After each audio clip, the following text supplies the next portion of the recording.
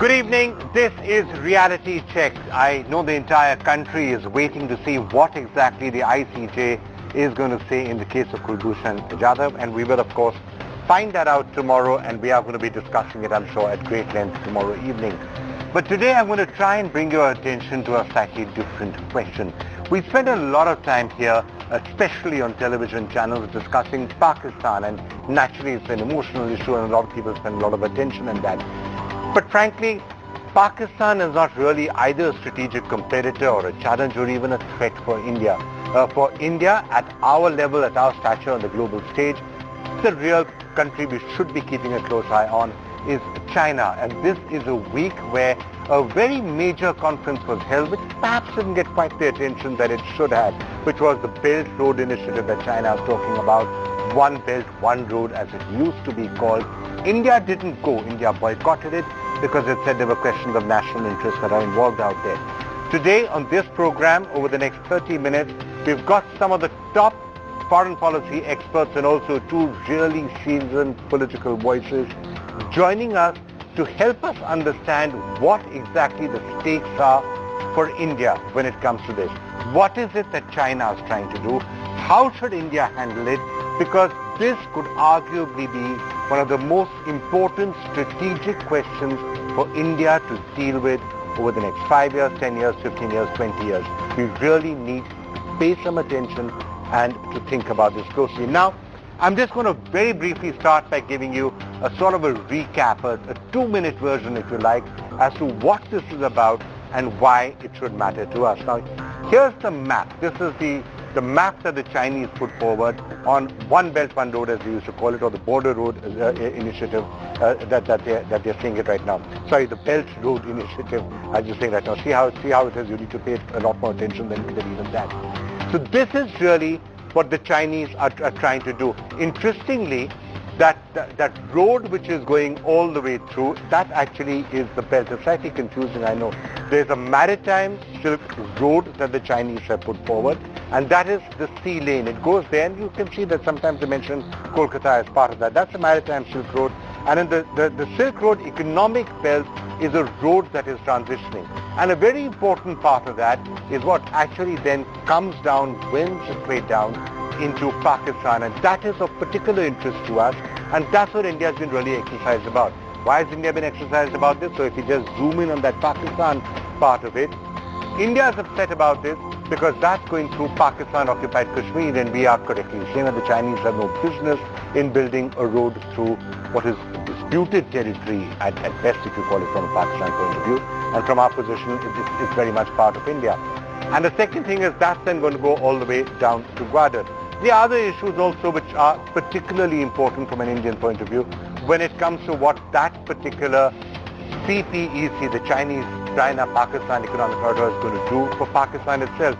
If you look at some of the leaks that have come out, notably from Dawn, on what the eventual game is, it virtually seems to be making Pakistan an economic annexee of China. And I'm going to come to that. Some of the things that are laid down there are massive.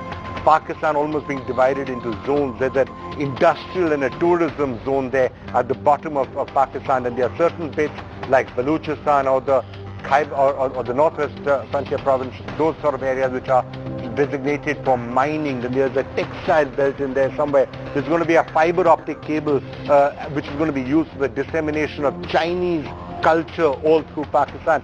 Many in Pakistan are slightly concerned. It's sounding vaguely colonial out here. And from an Indian point of view, naturally there will be questions also. If China becomes so closely intertwined within Pakistan, is that good for us? Is it bad for us? Now that's one part of it. The second part of it is a very big strategic question that needs to be looked at. Why is China even looking at this entire exercise? Well, it's partly because, I'm going to bring that map back up, it's because of this. The Malacca Strait. It's the Chinese Malacca Straits dilemma. This particular choke point could always have been choked by India or by the United States, and certainly by both of them acting in concert, especially if we throw the Japanese in as well. So China's been wanting to get out of this. This is why they want to come into the Indian Ocean. From an Indian point of view, though, that has implications, because what the Chinese have then come out and done is they've got bases potentially coming up in Burma, bases potentially coming up in Sri Lanka. They do have a base coming up in Djibouti, and of course that base in Gwadar in Pakistan. What does that mean? It means India is getting encircled. India's tried to fight back. India's pushed back. They're looking at, of course, there's Andaman and Nicobar's right next to the Malacca Straits. There's Lakshadweep.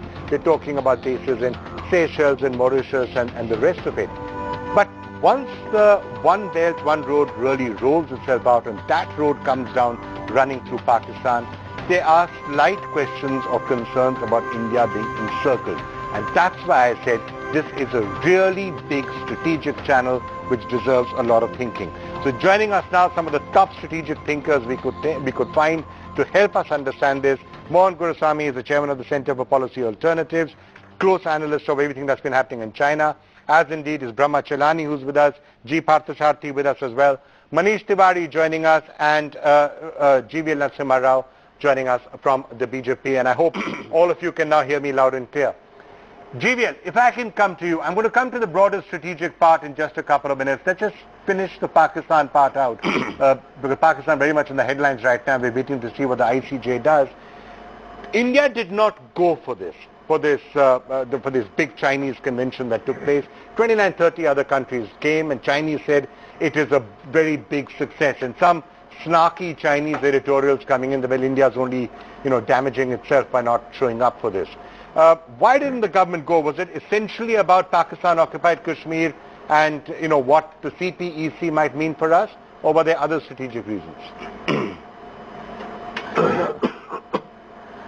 No, I think, Vikram, the principal reservation to us is because of the sovereignty issues involved, because the CPEC, which forms a part of the OBOR, is actually, it passes through the POK region, Gilgit-Baltistan, and even Pakistan doesn't consider them to be a part of Pakistan. So how can China decide on its own to include these areas under the project without approval from India? So certainly this is something that this has been a consistent position that we have adopted.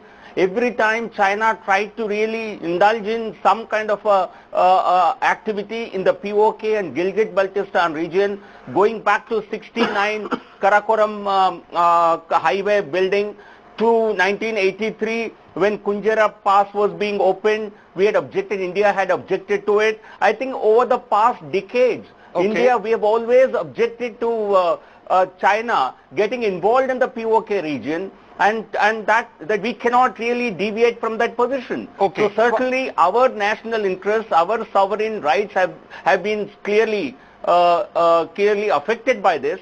So there was no way India could attend this summit. Okay, Manish Tiwari, so the sovereignty issues that come around the Pakistan-occupied Kashmir, do you think it was that till that is settled, there was no question of India really accepting this? Or should India try and find ways of leveraging whatever is happening out here? How concerned, by the way, do you think we should be about everything that's happening on this? Vikram, your voice is very stilted, but if I get the essence of your question, it pertains to the question of sovereignty. And I think, yes, you are absolutely correct.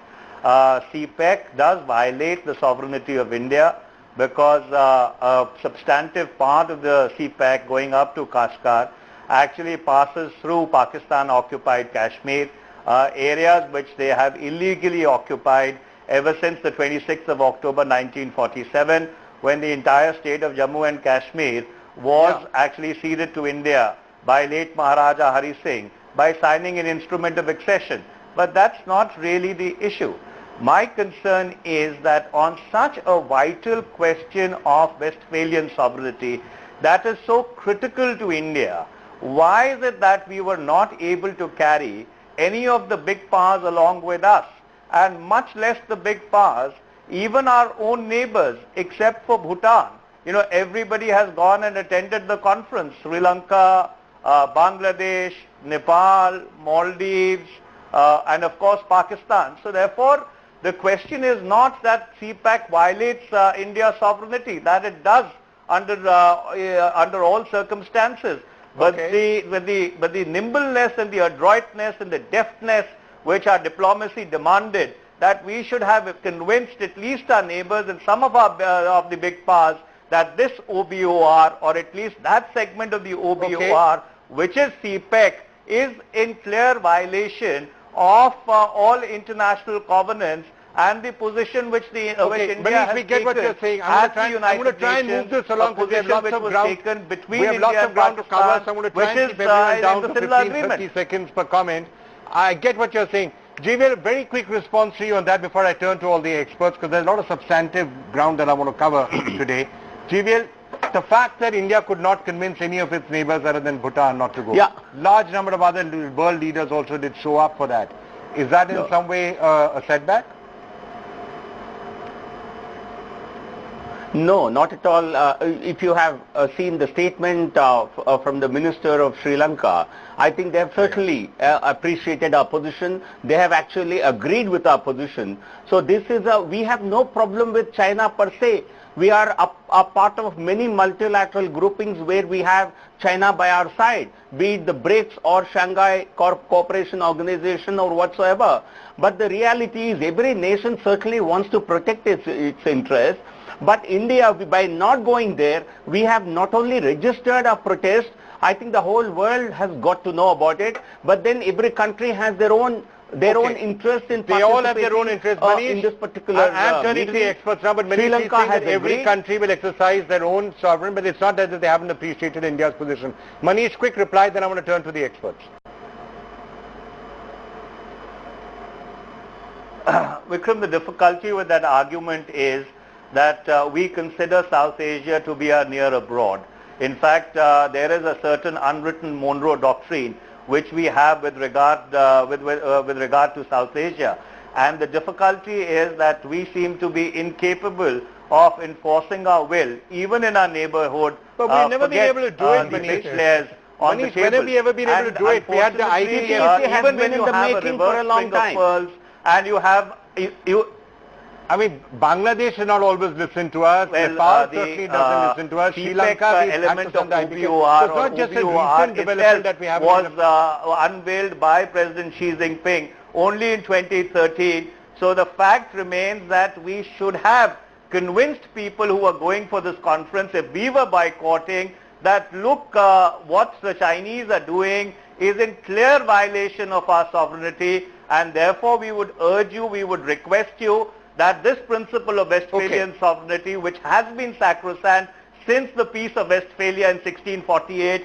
is something which should be respected in the case of India also. Okay, fine. I'm just going to pause both of you just for a minute. I'm going to turn to all the others. Now, I want to get your quick take, and I'm going to request you to try and keep it slightly short. I began by outlining two reasons why India should pay a lot of attention to what is happening with, the Belt and the Road Initiative. A, Pakistan and the issues that we were just talking about going through the Pakistan-occupied Kashmir. B, the broader question of what it means for Chinese encirclement of India and India's ability to push back on that. And I first of all just wanted to ask you, each of you, would you agree that that is perhaps the single biggest strategic question that we should be addressing, perhaps spending more time on than we are doing right now? Oh, absolutely. I mean, what is... And I'm somewhat surprised that we don't spend more time I don't want to this. get into the politics of this, as who's right and who's wrong, because there is a continuity in Indian foreign policy. Since the beginning of this century or even earlier, we've been worried about what is called as a Chinese string of pearls, emerging from Myanmar, extending to Djibouti. Right now, the latest thing is Chinese have got hold of the port they wanted for 20 years, Chok Phyu in Myanmar, meaning from the states of Malacca to our east, they have Chok Phyu already. They're looking for something in Bangladesh. They have Gwadar in Pakistan. They have Hambantota in Sri Lanka, which incidentally now they have an equity stake, they own it. That is why the Sri Lankan minister was so concerned. They've lost sovereignty. And what we need to project is that you are losing sovereignty. In Pakistan, as you have noted, for the first time, respected newspapers like the Dawn and the Express Tribune are questioning the wisdom, saying that they are going to get into a debt trap. Let me say this, they became so expensive they couldn't repay. The same thing is happening to Pakistan. So in Myanmar, hang on, what you're saying is that in Myanmar and in Sri Lanka, in both cases, the terms are so unfavorable, whatever the Chinese did, they're almost now owning those territories. They can have aircraft absolutely, Hambantota is equity there. Hambantota, and same thing in Chok Phyu. Okay, so this is something that needs to be communicated, and perhaps it will be. In Pakistan, by the way, for the first time, there are questions that are being asked. If you look at what all they are planning to do in Pakistan, it's virtually dividing Pakistan up into economic zones and saying it's going to be run from China. Mohan, let me come to you before I go to Brahma. In your view, how seriously should India take whatever is happening on the Belt and the Road Initiative? And would you agree with Partha here that it's one of the biggest concerns for us now, and what should be one of our top priorities for us to look at? Well, you see, our problems with the Chinese are in the north, and and their encroachment into the Indian Ocean with new ships and nuclear submarines and new aircraft carriers. But I don't think India is a slouch. I mean, I don't think by building a port it becomes a military port. For instance, Hambantota, it's a commercial port. So is the port in Burma, which is, when it comes up, will be a commercial port. That means PLA is not going to station ships there and be there. They don't control it. It's still Sri Lankan territory, and it's a policy of Sri Lankan government which will determine whether Chinese naval ships can be based there. You're not completely convinced by that. You're saying that in Burma, for example, they can station military ships. No. I think let him. No, I don't think. No, they can't. They can't. They can't. Commercial ships can land, pick up cargo, drop cargo, and go. They are operating a port. Operating a port is very different from having a base. Like they have a base in Djibouti, but the base is right next to the American base and the French base. So Djibouti will give us a base also if we want one, and pay rent for it.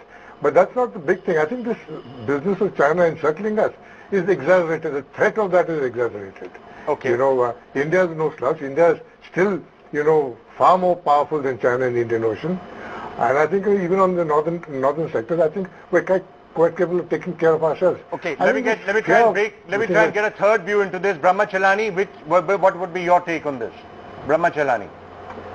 The extent for long, Pakistan has been a cost-effective counterweight for China against India, and CPEC will actually strengthen that corridor and make Pakistan economically and militarily stronger vis-a-vis India as a counterweight. And certainly it opens up potential access to the Indian Ocean for China. So for India, CPEC and OBOR both carry long-term serious implications. CPEC became part of OBOR only in 2015 when President Xi Jinping visited Islamabad. Until then, the Chinese argument was that CPEC is just a trade corridor. It will have no strategic projects and is not part of OBOR. Suddenly overnight they made it part of OBOR, and now they are pursuing security projects in Gilgit-Baltistan in breach of international norms. Gilgit-Baltistan is a United Nations recognized disputed region. It is not like Arunachal Pradesh, which is an area only China disputes. Okay. And yet, if you recall, just last month, when Dalai Lama visited Arunachal Pradesh, the Chinese were holding out threats almost on a daily basis. Now in the case of Gilgit-Baltistan, it's not about a visit by a Chinese. It's about they undertaking strategic projects. And last weekend they even announced 2 mega land projects in Gilgit-Baltistan. So they are slowly and gradually using CPEC to embark on highly significant strategic projects which are going to impinge on India's long-term security. I don't want to take off from what I just want to take off rather from what Brahma was saying out there. If you look at the fact that China now gets a very large stake in Pakistan, including in stability, including in making sure that the Balochistan roads are not blown up by insurgents, including perhaps the fact that there's a road now going through Gilgit-Baltistan, there's a slight vested interest in status quo being maintained. Could all of that play a moderating influence on Pakistan? Because Pakistan right now almost runs around feeling that it has no consequences or anything. Will it be a moderating influence, or will it embolden Pakistan to two issues do more of what it does? What Mohan raised, that these are civilian ports. There's no such thing as an airport or a port which is exclusively civilian. After all, in Colombo you have Chinese nuclear submarines coming.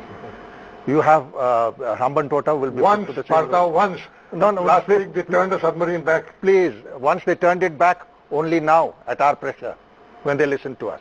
But they have come in the past. The same thing is true of Chokpu and the Myanmar ports. It's after we took up that they denied them access to the Coco Islands. So diplomacy is continuing, and that was taken up in Narasimha Rao's time. So it's not one government or another government. With regard to Pakistan, let us be very clear. Pakistan is a Chinese instrument for low-cost containment of India. Leave the port. They are now accompanying the port with 8 frigates and 8 submarines to be supplied to Pakistan. Second, that Pakistan's nuclear weapons program, their missile program, is totally Chinese.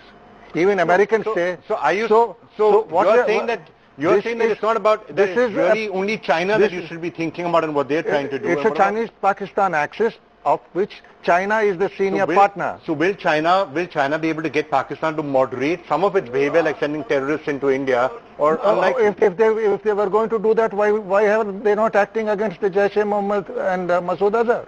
Okay. It is very clear that they want to be the hegemonic power in Asia, and India, Japan, Vietnam, and a few others, and Indonesia, act as something of a countervailing force. Okay, so given that that's the position, now I'm going to get final thoughts from all of you.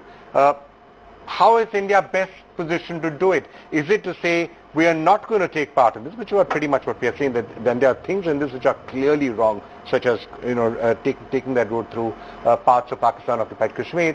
Should India engage with China, try and join this in some way, as some experts have said? Or should one not? Should one just stay aloof? Should one try and educate the rest of the world that they shouldn't be allowing this either? Which is what I think the point that Manish is making. GVL, what's going to be our big strategy to deal with China in general and these initiatives? Because this is really a big strategic roadmap that China, literally a roadmap that China is laid out for how it wants to enforce its domination over Asia. And obviously that's a big concern for India. No, Vikram, on the position of our reservations for this initiative, OBOR, I think we have made it abundantly clear. And despite China's attempts and their foreign ministry's attempts to really somehow feign not having understood India's concerns, I think that's the statement their foreign affairs spokesperson apparently made. Certainly we have been able to eloquently place our position, and there has been a consistency in our position for the last 5 decades.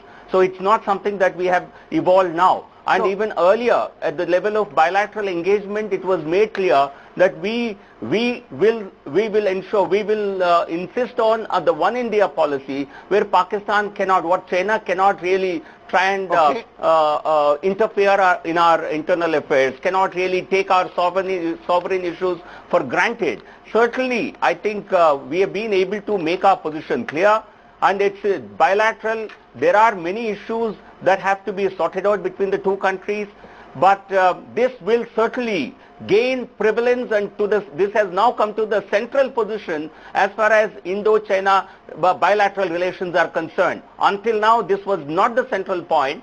Today, it has become, the CPEC has become a central theme of Indo-China bilateral relations, and we will certainly give it all the attention it deserves, and China cannot simply enforce it with all our reservations in force. All right. The CPEC has now become the central issue in India-China relations. That's a very interesting and important point being made by GVL. Manish, you've been a minister in the government, and when it comes to looking after India's interests and strategic interests, all of us are on the same page, I'm sure. So what is the advice and the suggestion that you would be giving to the government right now? How do we deal with these challenges? I mean, it's a challenge, it's an opportunity. People will say there are various ways of playing it. How would you suggest that they play it? Vikram, 3 quick points that I would like to make. The first is that despite the Dawn and other Pakistani newspapers highlighting as to how CPEC will virtually turn Pakistan into a Chinese colony, unfortunately there seems to be no protest in Pakistan. There is not a word from any of the Pakistani political parties. There is not a word from anybody in civil society. It almost seems as Pakistan is very happy to become a Chinese colony. So therefore that's one thing that we'll have to deal with. The second thing is, with all due respect to what the Sri Lankan minister had said, the fact remains that the Sri Lankan Prime Minister took off for Beijing 20 minutes after the Indian Prime Minister's plane took off from New Delhi. And the third point that I would like to make is that there is an Asian power dynamic. And the Asian power dynamic consists of America, it consists of Japan, it consists of Russia, it consists of China, and it consists of India. So therefore, you will have to finish your relationship with all these players. And it is in India's interest to actually pry China away from the Pakistani embrace. We need to desegregate Pakistan and China and deal with them on concurrent planes rather than allowing them to actually form a front against India. So therefore, that's my advice, that you need to have a policy towards China whereby you can try and disengage the Pakistani-Chinese embrace. It is not as easy said and done, but that's something which should be attempted. All right. Well, you know, gentlemen, we are almost completely out of time, so I'm going to have to pause it there for the moment. Just wanted to end, though, by saying that keep an eye on what is happening out here. Sometimes in news and news headlines, we get distracted by, when we are looking at what is the immediate and the urgent, we sometimes get distracted from what might be the really important from a long-term point of view. And some of these developments, especially with China, are from a really long-term point of view what may be crucial and critical for India's long-term strategic interests. And that's why we've got to watch what is happening out here, we've got to play our cards, and we've got to play our cards well. You're watching Reality Check. We'll be back tomorrow.